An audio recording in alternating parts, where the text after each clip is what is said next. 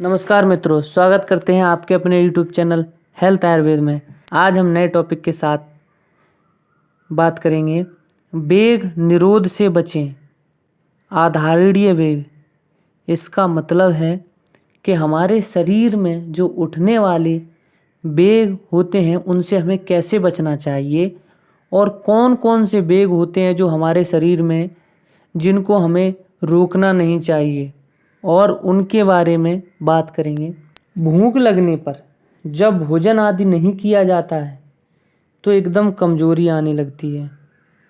प्यास लगने पर पानी न पीने से शरीर बेजान सा हो जाता है तथा चक्कर, मूर्छा आदि भी आ सकती है।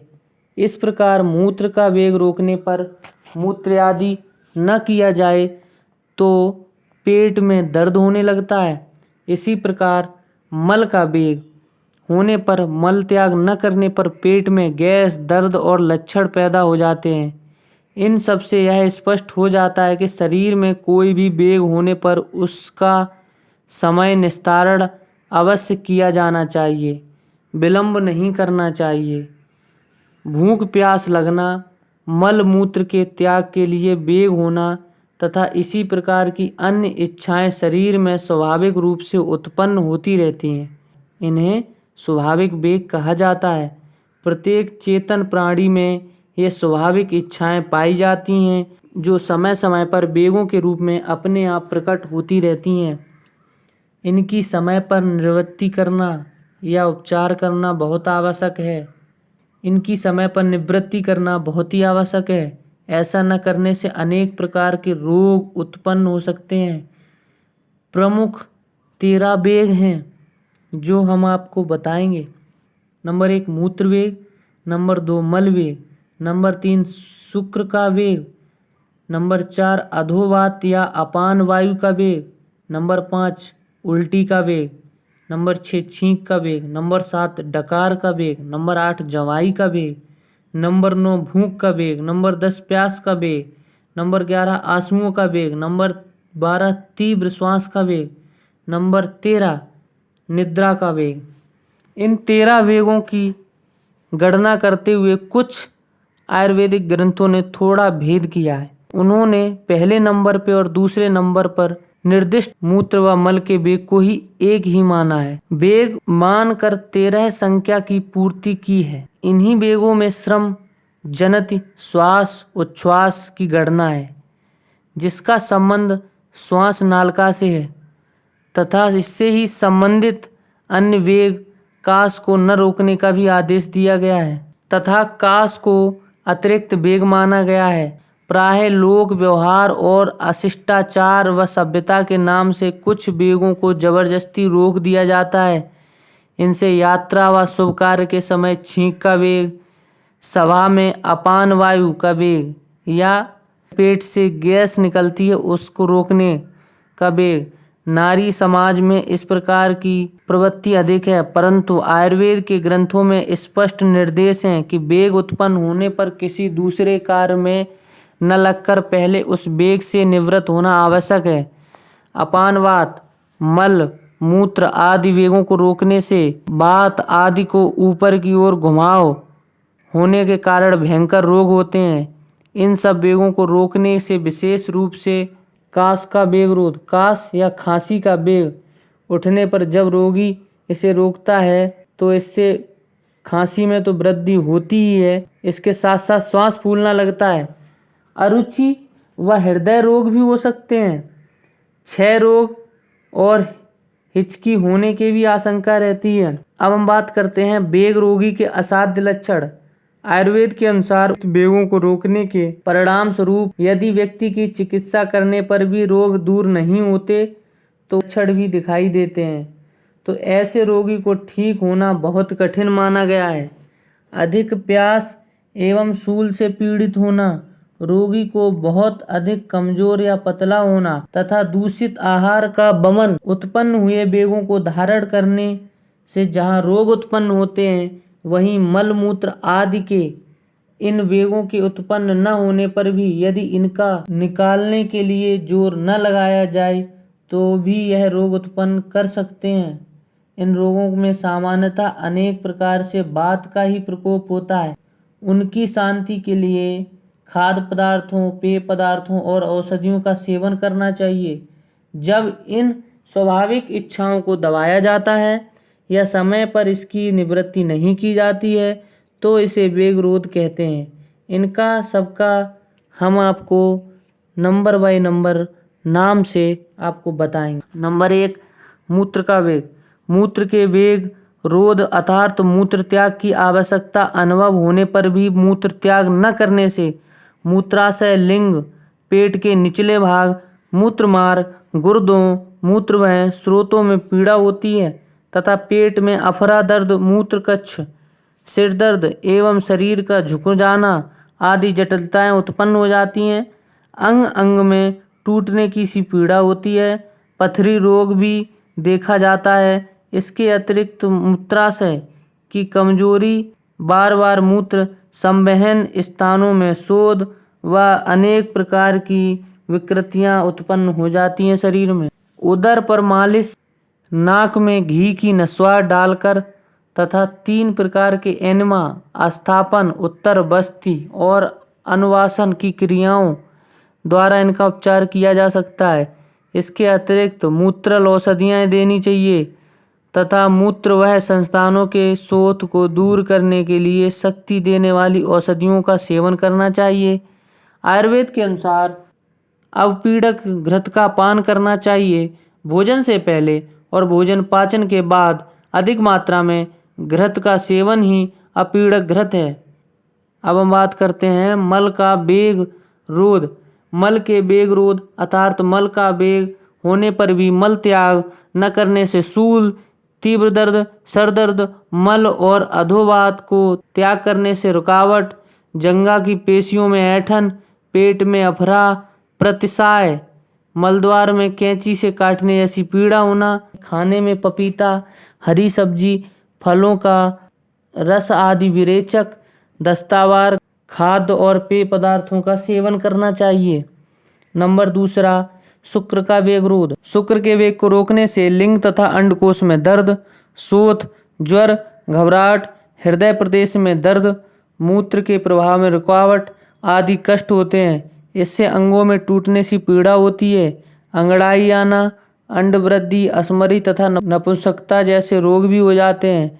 इन जटिलताओं को दूर करने के लिए मालिश, टब स्नान, सालिधान और दूध का सेवन करने चाहिए। चिकनाई रहित बस्ती क्रिया प्रयोग में लानी चाहिए। इसमें मूत्रल औषधियों जैसे गोखरू से पकाए गए दूध का सेवन भी लाभकर है। इसके लिए उत्तेजना पैदा करने वाले साहित्य, चलचित्र व अन्य उत्तेजक वार्ता एवं दृश्यों से जरूर बचना चाहिए।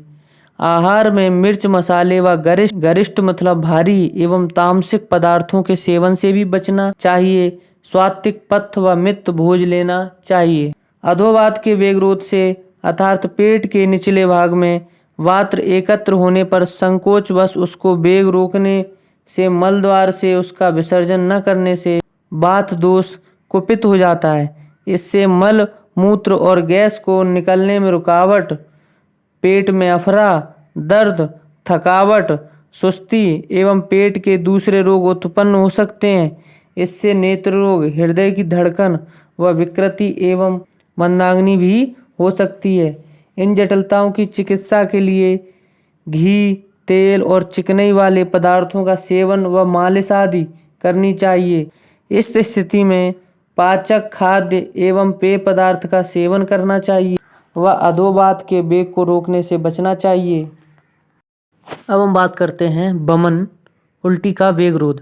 वमन की इच्छा या वेग उपस्थित होने पर भी उसे रोकने से खुजली, कुष्ठ या छपाकी मतलब शीत, पित्त, भोजन में अरुचि, सूजन, चेहरे पर काले दाग, रक्त की कमी, ज्वर, जी मिचलाना और चमड़ी रोग, काश, श्वास, नेत्र रोग एवं सूजन उत्पन्न हो सकती है।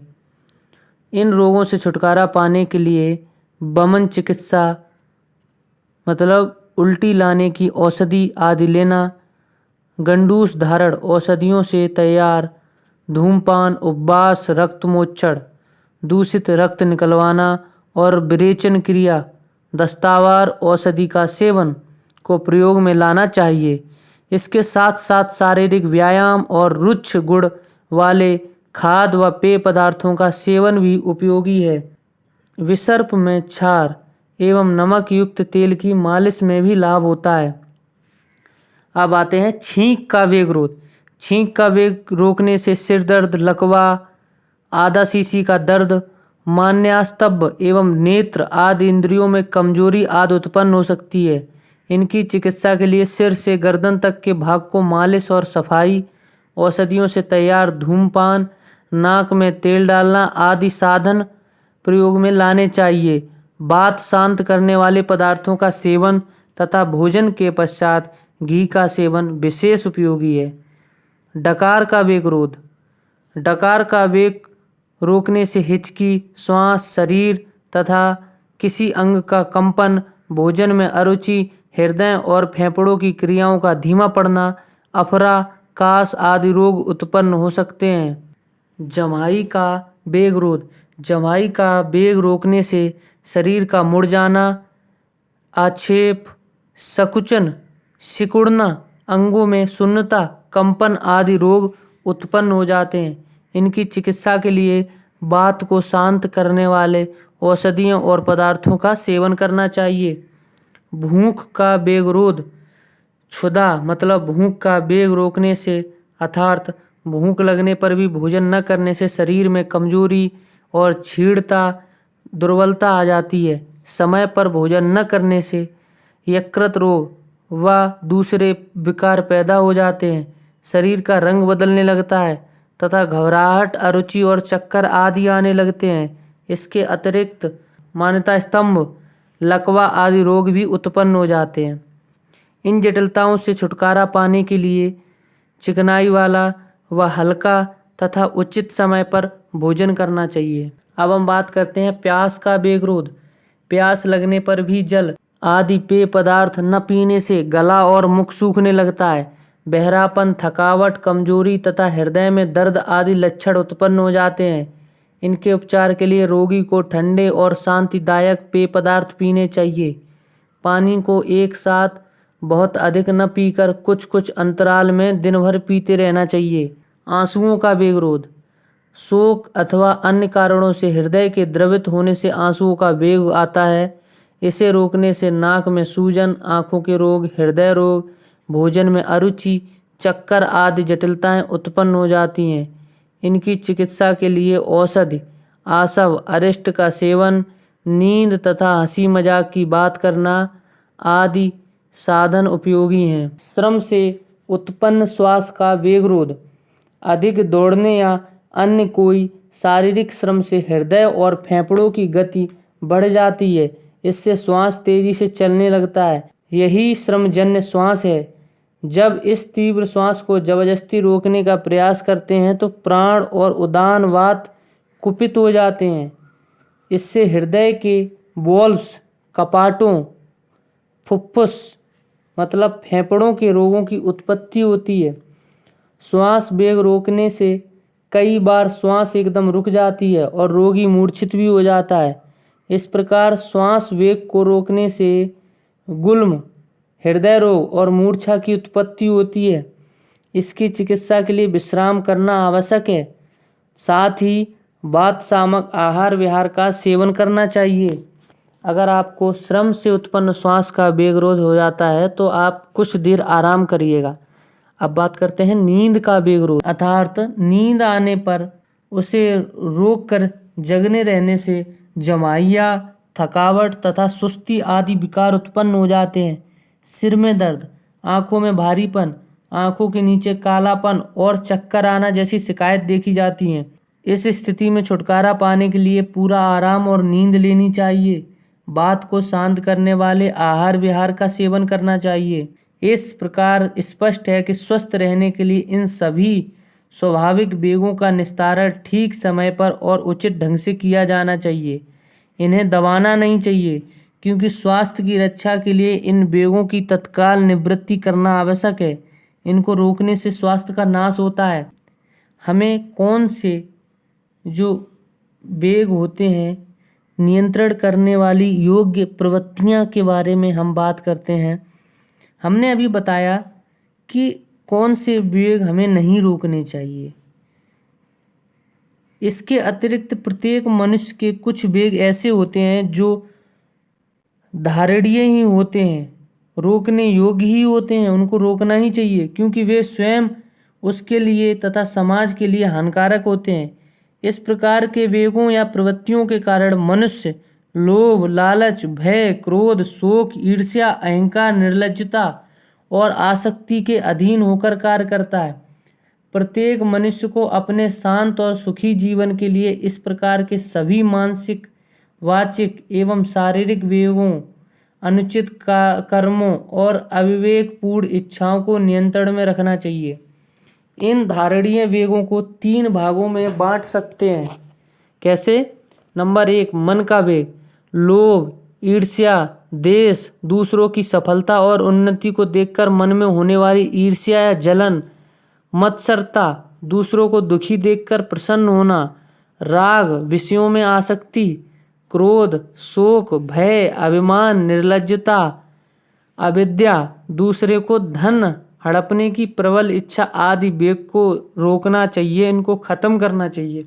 वाचिक, वाणी के वेग।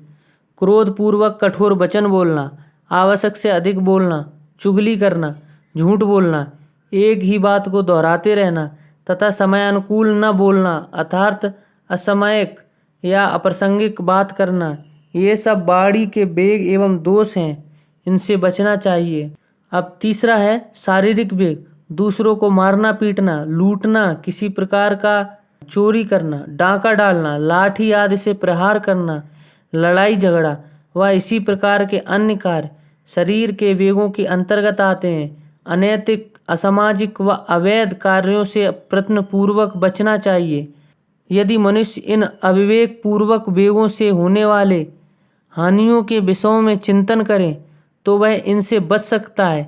इससे वह स्वयं तो शांत रहता ही है, उसके परिवार में भी सुख शांति बनी रहती है। ऐसा व्यक्ति समाज में भी तो आदरणीय होता है।